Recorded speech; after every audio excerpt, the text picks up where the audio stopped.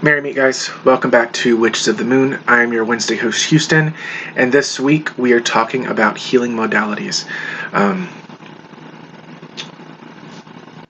So one of the first things that come to my mind when I think of the words healing modalities is Reiki. That is one of the most popular or the most frequently known or widespread energy healing techniques that or disciplines or modalities that people talk about nowadays. I am a Reiki master. I was attuned to my master level in 2015. There are masters out there, like if you know friends who are masters, that will attune you for free. But there are also courses online that you can take that range maybe from $30 a piece to, I've seen classes up into the thousands. If you have that kind of money and you want to get, maybe that person's a reputable person, go for it. But in my opinion, I'm not saying it's a waste of money. I'm just saying that don't get ripped off. You can get attuned to the energy by taking the $30 course as much as the $1,000 course. So just be on the lookout for that. There are books on Reiki as well. There's even a book which I don't know where it is. I bought it before I started. Oh, yep, found it. There's this. So before I started studying, before I got attuned to my first level in 2011, I think, I got this book. I found it at Barnes & Noble. It's the Reiki Magic Guide to Self-Attunement by Brett Bevell.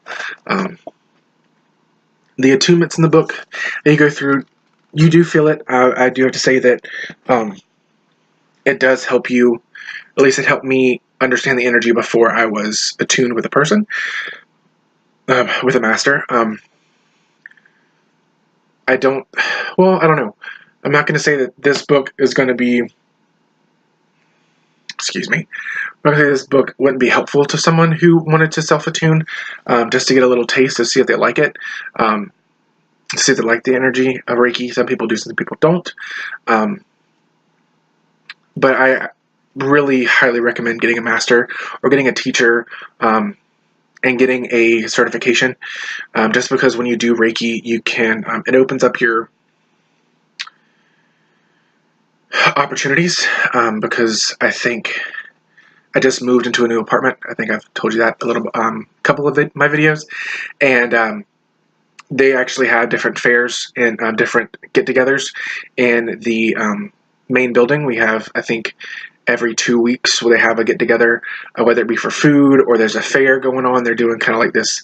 Next is a health and wellness fair, and my partner dropped that I do tarot readings and I also do Reiki. It's a free event, so I wouldn't get any money for it, which really doesn't bother me.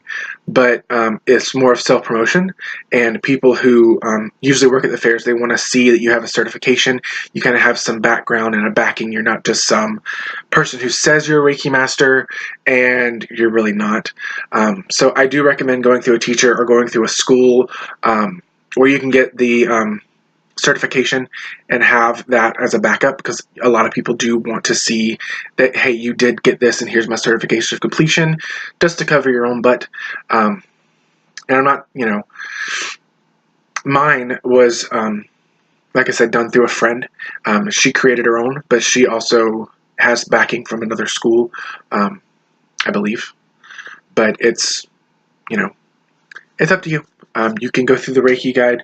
I just wanted to forewarn you that if you go out to any public events or anything like that, the people that you want to give Reiki sessions or whatever, they may want to see your accreditation. They may want to see your certificate of completion to kind of verify that you aren't, that you are who you say you are. Just forewarned, I had to, even though I've been reading tarot this is off the subject, even though I've been reading tarot for 7 years, for a local event, I needed to get a tarot, how to read the tarot certification. So they knew from a school, so they knew that I was legit and not just stealing people's money and making up, lying and making up stuff to them. So I can understand. So I just wanted to share that with you guys. I know when I first started studying the craft, healing magic and divination were two of the biggest things that I love to practice, and I still have the love for them today. I have tons of books on healing, and one of the most influential books that I have for me on healing is The Healing Craft: Healing Practices for Witches and Pagans by Janet and Stuart Farrer and Gavin Bone. This book talks about different healings in the physical body, the mind, the healing the physical body, the anatomy of the physical body. It kind of gives you an overview, like if you were taking an anatomy course. It talks about the history of healing, the ethics of healing, healing sanctuaries, the psychic and spiritual body, how the mind works, gods and goddesses and myth that are involved in healing, healing with magic. So if you want to talk about healing with intent, prayer, and candle magic, or healing with puppets or mojo bags, it goes a little bit into that. It talks about spiritual healing, which is more like Reiki. It's more connected to the divine. So if you connect to a particular deity or connect to the source to get your healing energy, that's kind of what that talks about. It talks about holistic massage, counseling, shamanic forms of healing, herbalism, and last rites. So it even goes over, in that section, it goes over pagan's funeral, passing over and exorcism, and the bereavement counseling. So it kind of goes over a lot in this little book. I bought that. I think I was still in high school when I bought that, and I absolutely love that book. Another thing, another healing modality is working with the chakras and energizing them and making sure they're clean. There's tons of meditations out there to align your chakras and make sure they're vibrant, clean, and they can help purify your body. There's a ton of different meditations. There's on YouTube. There's some on Spotify, on what's that app called? The Insight Timer. There's a couple of those on there. Oh, I'm trying to think of anything else. Another simple thing, or another type of healing modality that's based into the physical that I like to do is blessing your water, or blessing your food, or blessing your drink to kind of purify your body from the inside out. What you can do, or what I do, is I have my water bottle at work, and when I sit down from the water cooler, I put my hand around the bottle and I visualize it being filled with either white or golden light, and I put the intention that it's to purify my body and give me energy throughout the day. And that helps me feel better. It helps me feel a little bit enlightened or cleansed, even though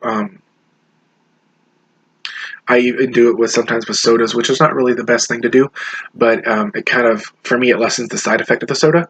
I'm not supposed to be drinking soda, but sometimes I have the urge to drink one, so I kind of do that to lessen the side effects. I'm trying to think of anything else. Learning to work with the breath and meditation is another fantastic healing modality you can do, or you can learn about.